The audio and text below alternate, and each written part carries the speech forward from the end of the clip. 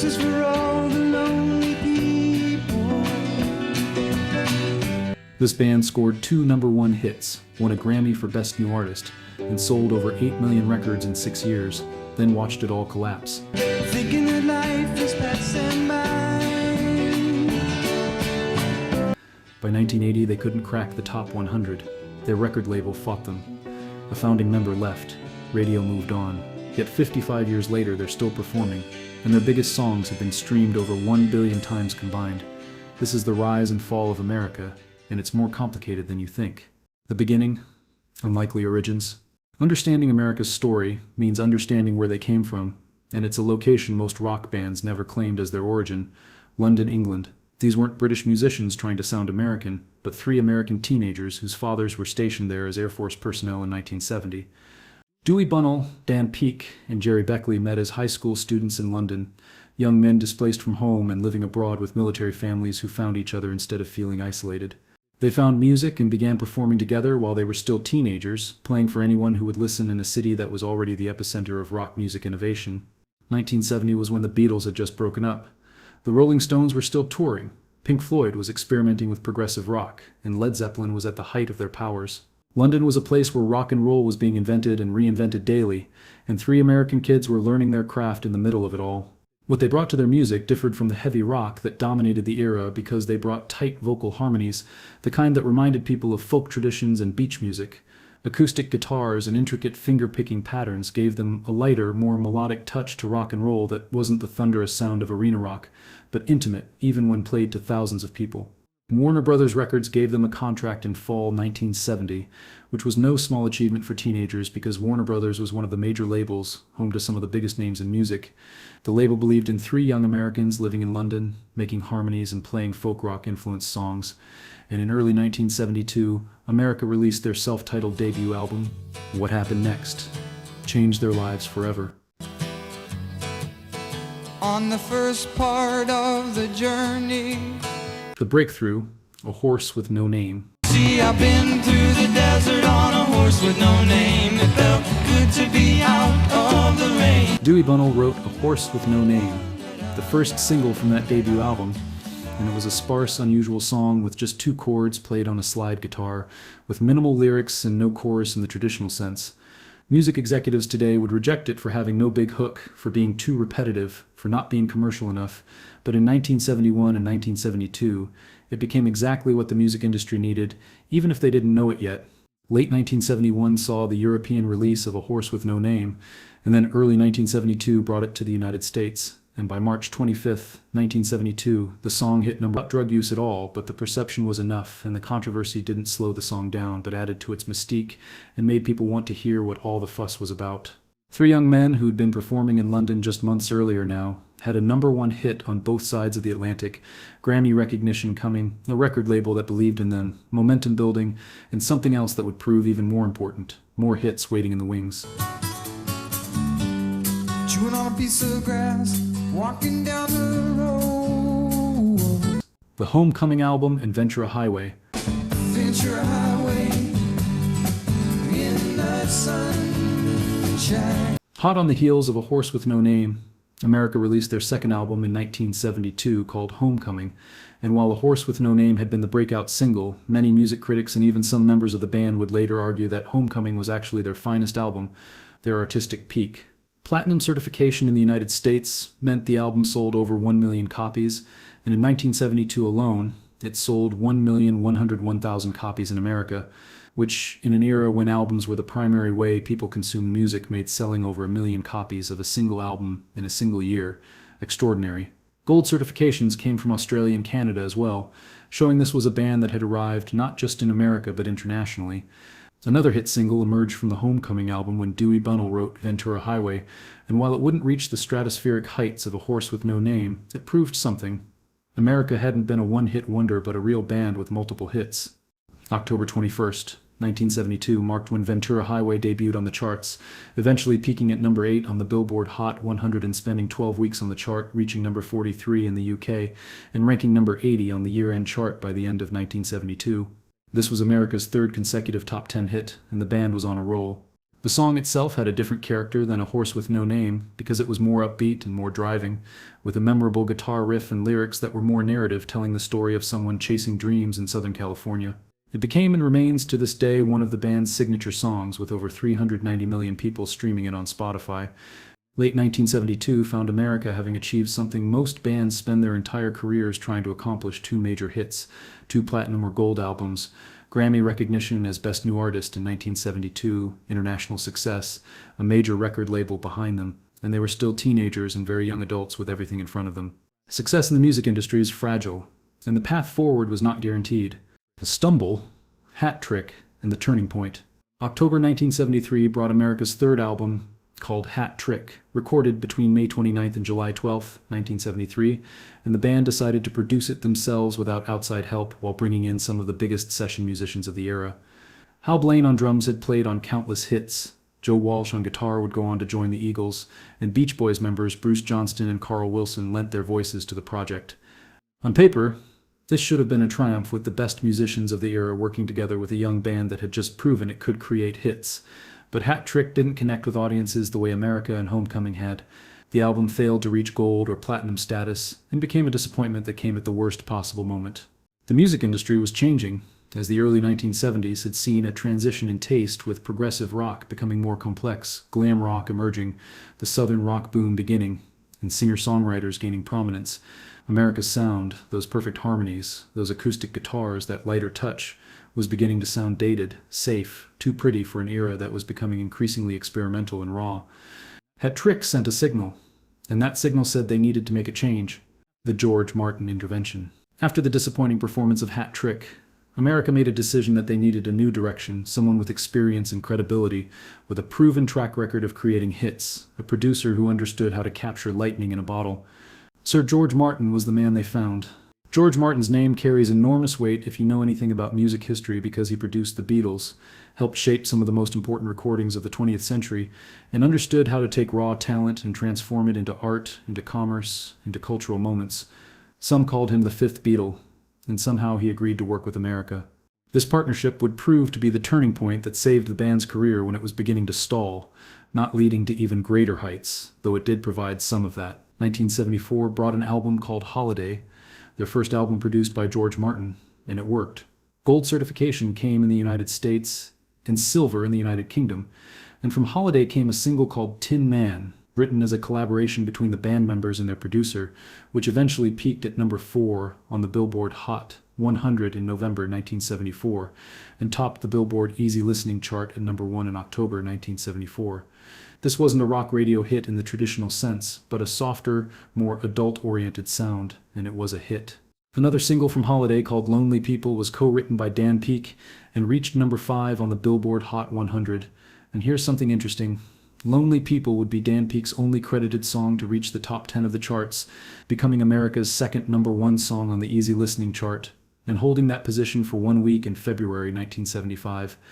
George Martin had reinvigorated a band that had been struggling after Hat Trick by bringing sophistication to their sound, polish, maturity, and audiences were responding.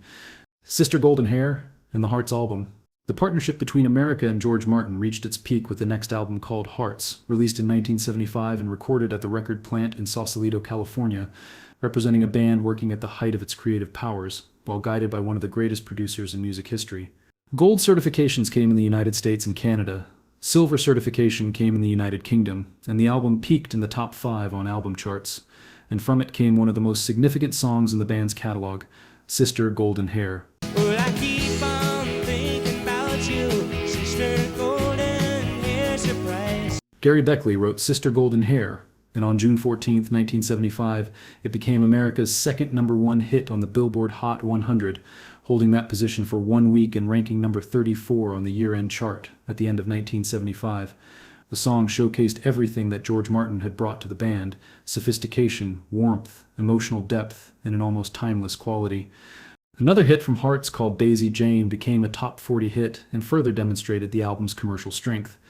While Sister Golden Hair was reaching number 1, the band was performing at the Hollywood Bowl in Los Angeles. And this wasn't just any concert, because George Martin didn't just produce their albums, but conducted an orchestra behind them. He brought his orchestral arrangements to their live performance, a level of ambition and artistry that few rock bands even attempted in the mid-1970s, and the concert was recorded, though the recording would not be released until 2024, nearly 50 years later. 1976 brought another album called Highway that went gold in the United States, which meant that from 1974 to 1976, working with George Martin, America had released 3 consecutive gold or platinum albums, created multiple hit singles, and proved that their success wasn't a fluke, but that they were a legitimate force in popular music. 1977 brought something that changed everything. The departure, Dan Peek leaves the band. Dan Peek left America in 1977. One of the 3 founding members, one of the 3 harmonies that made the band distinctive, one of the 3 voices that had defined their sound from the very beginning, and his departure would fundamentally alter the trajectory of the band. The reasons were complex and personal, because Dan Peek struggled with drug and alcohol abuse during the band's years on the road, and in fact all 3 members, Peek, Bunnell, and Beckley, struggled with substance abuse during the 1970s. The lifestyle of touring musicians, the pressures of success, the endless cycle of recording and performing took a toll. Something else was going on in Dan Peek's life when he experienced a spiritual awakening and renewed his Christian faith, and for him, being in a rock and roll band, with all the excess and the lifestyle that came with it, became incompatible with his beliefs and his values.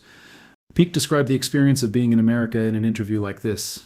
It was a Cinderella story, but once it happened, it turned into a freight train. By the mid-1970s, the interband conflicts combined with an exhaustive touring and recording schedule had taken their toll, and he couldn't do it anymore. Christian music became Dan Peek's career path after leaving America, and he never reunited with Bunnell and Beckley, which meant the 3-part harmony that had defined America's sound from the beginning was gone. 2011 brought Dan Peek's death at the age of 60 when his wife Christina found him dead at their home in Farmington, Missouri, and when news of his death spread, Bunnell and Beckley issued statements praising their former bandmate and acknowledging his importance to the band's legacy. 1977 raised a clear question when he left. Could America survive as a duo, and could Jerry Beckley and Dewey Bunnell carry on without their third voice? The decline, after Peek. The answer in the immediate aftermath was complicated. Gary Beckley and Dewey Bunnell released an album called Harbor in 1977, their first album as a duo released after Peek's departure, and the album failed to reach gold or platinum status, but still peaked at number 21 on the album charts.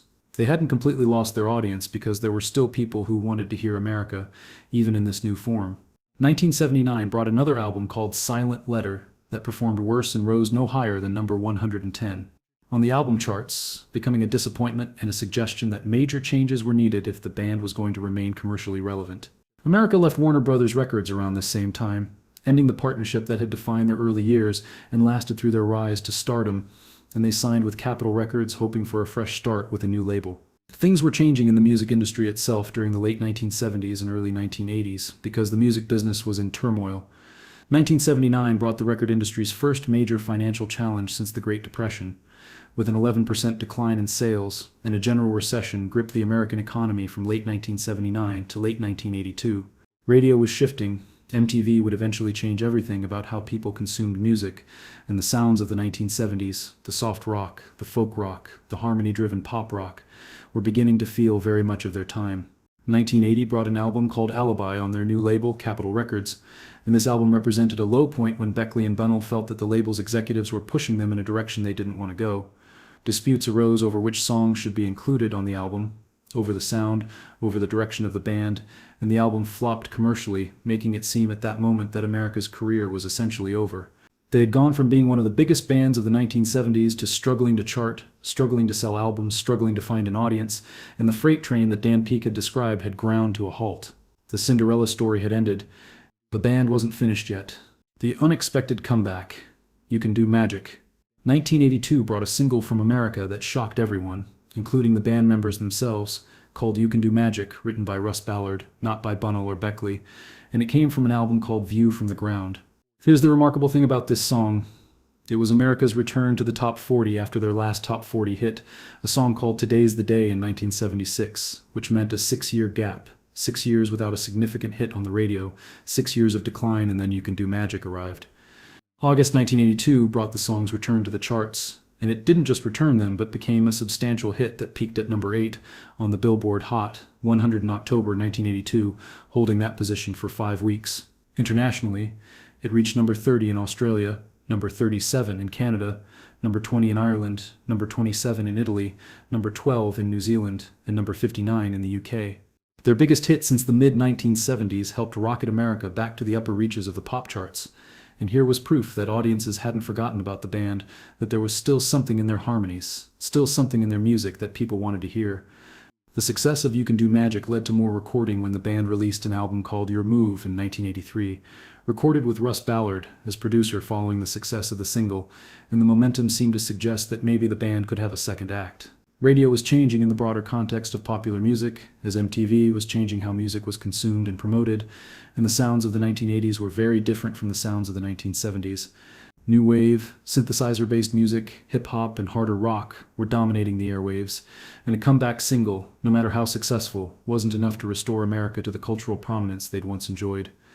1984 brought an album called Perspective that would be their last charting album until 2001, a gap of 17 years. The later years and reassessment. What happened to America after 1984 has a simple answer. They kept performing, stayed together, didn't break up, didn't go away, but also didn't achieve major commercial success. They became a legacy act, a band that people remembered from the 1970s, that people had heard on the radio, that people still liked, but that wasn't producing new hits. Something interesting happened when the band's greatest achievement wasn't a new album or a new single, but a compilation. The band's previous record label released a compilation album called History of America's Greatest Hits in the years after their peak, and this album became their best-selling album of all time, going 4 times platinum in the United States, meaning it sold over 5.6 million copies, and going 6 times platinum in Australia, platinum in Germany, and platinum in Canada. This compilation outsold any of their original albums. The band's greatest commercial success came from a collection of songs they'd recorded years or even decades earlier, showing the enduring quality of those songs, but also creating irony because the band's peak wasn't in their future but in their past. Nearly 2 decades after Perspective, the band released the complete greatest hits in 2001 through the Rhino Records label, assembling all 17 charting Billboard singles plus 2 newly recorded songs called World of Light and Paradise, and it peaked at number 152 on the Billboard album charts in October 2001, representing the band's return to the charts after a long absence. Current status and legacy. Gary Beckley and Dewey Bunnell remain the active members of America, handling lead and backing vocals, keyboards, guitars, bass, harmonica, and percussion, and they've been with the band from 1970 to the present.